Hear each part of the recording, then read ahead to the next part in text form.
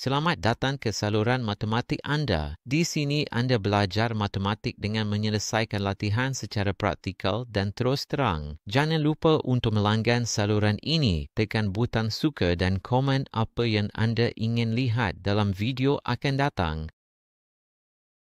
Hari ini kita akan selesaikan satu latihan tentang pecahan.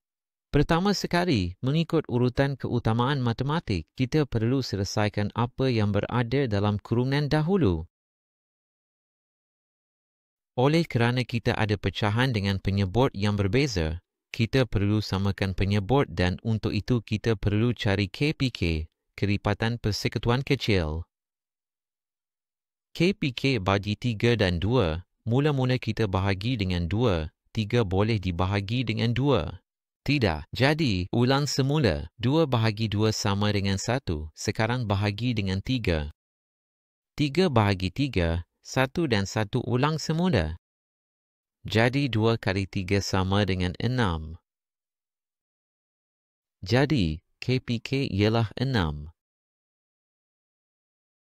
Jadi, 6 bahagi 3 adalah sama dengan 2, 2 kali 2. Hasilnya adalah 4. 6 bahagi 2 sama dengan 3, 3 kali 1, 3. Jadi di sini akan jadi 4 tolak 3, 1. 1 lebih 6. Jadi, penolakan ini memberikan 1 lebih 6. Jom kita teruskan.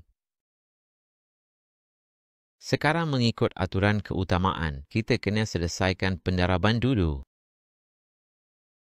Untuk pendaraban, cukup hanya darabkan pengangka dan penyebut. Jadi, 3/5 tolak 1 kali 1, 1, 5 kali 6, 30. Okey. Jadi, tinggal 3/5 tolak 1/30. Sekarang, kita jatuh ke dalam kes yang sama, penolakan dengan penyebut yang berbeza. Kita kena cari KPK bagi 5 dan 30. Mula-mula bahagi dengan 2. Ya. Jadi 5 ulang semula. 30 dibahagikan dengan 2, 15. Bahagi 2. Tidak. Jadi dengan 3. Ya. 5 ulang semula. 15 dibahagikan dengan 3, 5. Sekarang tak boleh lagi dengan 3, bahagi dengan 5. 5 dengan 5, 1. 5 dengan 5, 1. Jadi akan jadi 2 kali 3, 6. 6 kali 5, 30. KPK ialah 30. Sekarang 30 bahagi 5, 6. 6 kali 3, 18. 30 dibahagikan dengan 30, 1. 1 kali 1, 1. Jadi ia adalah 18 tolak 1, 17 lebih 30. Inilah jawapan untuk soalan ini.